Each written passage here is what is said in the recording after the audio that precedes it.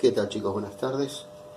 Hoy tenemos que conocer los transistores de efecto de campo, que son los transistores especiales que se han inventado luego de los transistores bipolares comunes que ya conocimos.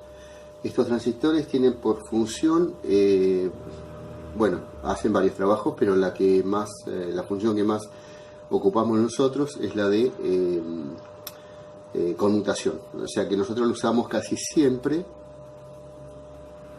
en las etapas de conmutación, que normalmente se acostumbra a llamar llave electrónica, que tiene por ahí como principal función la de activar y desactivar todo el tiempo a un transformador chopper, es decir, conectar el bobinado primario del transformador hacia la masa y naturalmente energizar la bobina de carga. Estos transistores, a diferencia de los transistores bipolares comunes, no se energizan por corriente, sino que lo hacen a través de voltajes, ¿sí? La vieja base, la que conocíamos hasta el momento, cambia su nombre y ahora se llama compuerta, o gate en inglés. Esta compuerta se activa entonces, como dijimos, en lugar de corriente, ahora va a utilizar voltaje, y la tensión con la que se activa es un poco elevada respecto a los transistores comunes, que sabemos que es de 0,7 voltios para los bipolares tradicionales, mientras que para los transistores de efecto de campo tienen tensiones que pueden dar en los 2-3 voltios, aunque es muy común usarla a la excitación de compuerta en el orden de los 10 voltios, máximo 20. ¿Por qué se elige ese voltaje tan alto? En principio, por dos razones. La primera, que el transistor bipolar común se manejaba por corriente y eso naturalmente implica un voltaje menor en la base, mientras que los transistores de efecto de campo, al energizarse con tensión, necesitan un potencial un poco más elevado, ya que adentro del transistor se va a formar un campo estático, que lo que va a permitir es la conducción del transistor entre sus elementos que conocemos como fuente y drenaje. Estos electrodos reemplazan a los viejos emisor y colector que nosotros venimos conociendo hasta el momento. ¿Cómo lo medimos a estos transistores? Tomamos de manera práctica, ¿verdad? Con un tester común y corriente, tomamos la punta roja del tester y la ubicamos en el electrodo número 3, que viene a ser nuestro viejo emisor. Ahora ese electrodo se va a llamar fuente. Este electrodo lo voy a energizar con la punta roja, y en el electrodo del medio, viene a ser el electrodo número 2, voy a poner la punta negra. En este caso me va a marcar un diodo. Ahora, sin retirar la negra y retirando la roja, toco a la número 1 y la lectura tiene que caer. Ven que bajó a 3,50 y pico, va a ir subiendo lentamente hasta alcanzar su valor original. ¿Cómo hago para volver a realizar la lectura si es que me quedó alguna duda? Bueno, para eso voy a tener que poner en corto a los alambres. Lo voy a hacer con las mismas puntas del tester y nuevamente voy a obtener la lectura original, que es 530 en este caso aproximadamente. Vuelvo a tocar el electrodo número 1 y ahora la lectura tiene que caer nuevamente. Eso me indica que el transistor MOSFET se encuentra en buen estado. Un detalle sobre estos transistores: tienen una forma, nomenclatura, una manera particular de definir su corriente y su tensión en función de un código que suele utilizarse para indicarnos a nosotros de qué tipo de corriente y tensión estamos hablando. Por ejemplo, un transistor muy conocido del tipo MOSFET, muy utilizado en los circuitos booster, en los circuitos controladores de tiras de LED, es el 5N50. El 5 da idea del amperaje que soporta, que antes llamábamos corriente máxima del transistor, y ahora el 50 que me queda detrás, el número 50, le tenemos que agregar un 0 para saber lo que antiguamente era el VC o voltaje colector emisor.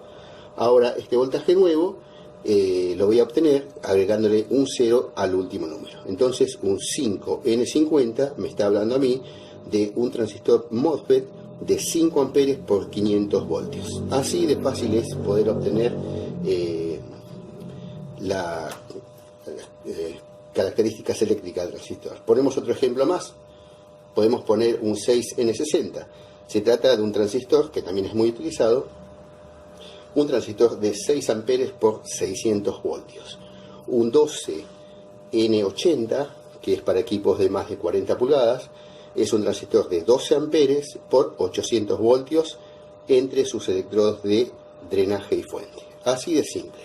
La simbología cambia también un poco respecto de los transistores bipolares que estamos acostumbrados nosotros a usar. Antes, en los que conocemos hasta el momento, cuando la flecha salía, nos indicaba que se trataba de un transistor del tipo NPN, porque la N primera me coincidía con el emisor del transistor. Bueno, en los transistores MOSFET pasa exactamente lo mismo, con la salvedad de que en el dibujo la flecha ya no va a salir, sino que va a entrar, va a estar invertidos los sentidos de la flecha. Esa es la única aclaración para tener en cuenta respecto de los MOSFET. Y por otro lado, que también es un dato a tener en cuenta sobre los MOSFET, son transistores de corrientes muy elevadas, de voltajes no tan altos como los transistores bipolares, pero sí tienen la característica particular que se utilizan mayormente en circuitos de conmutación. Entonces, las fuentes modernas de los equipos LED y Smart ya no utilizan más en la conmutación no utilizan más, es así, entre comillas, porque puede haber algún caso particular, pero en líneas generales se puede decir que los transistores MOSFET han reemplazado a los transistores bipolares en lo que tiene que ver con la conmutación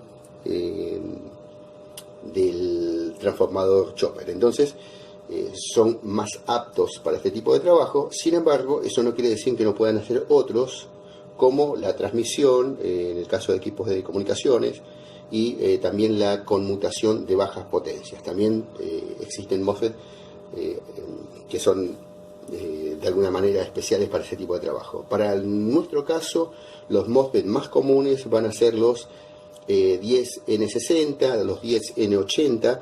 Se trata entonces de transistores de 10 amperes de corriente máxima y de 800 voltios entre sus electrodos de drenaje y fuente, que vienen a reemplazar, como dijimos, al viejo colector y al viejo emisor. Bueno, y lo último, chicos, sobre los transistores MOSFET, como para hacer una salvedad, un agregado, un pequeño agregado al comentario anterior, es que existen otros tipos de MOSFET también, como por ejemplo los MOSFET de empobrecimiento. No son muy utilizados, prácticamente no lo van a encontrar nunca dentro de un equipo, o por lo menos en una etapa de fuente de alimentación. Los MOSFET tienen dos condiciones. Los que nosotros usamos son los MOSFET de enriquecimiento, y los que no usamos nunca son los de empobrecimiento. ¿Cuál es la diferencia entre uno y el otro?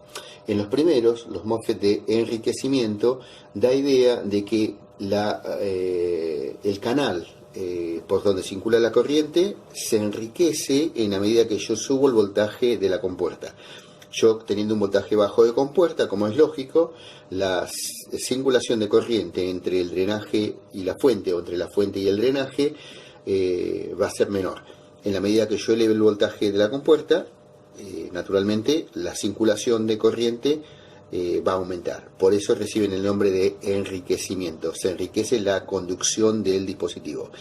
En el caso opuesto, como es lógico, en el empobrecimiento, que también su símbolo eléctrico, su esquema, su dibujo, como quieran llamarlo, también cambia, como es una cuestión del sentido común, de lógica. En el primer caso, el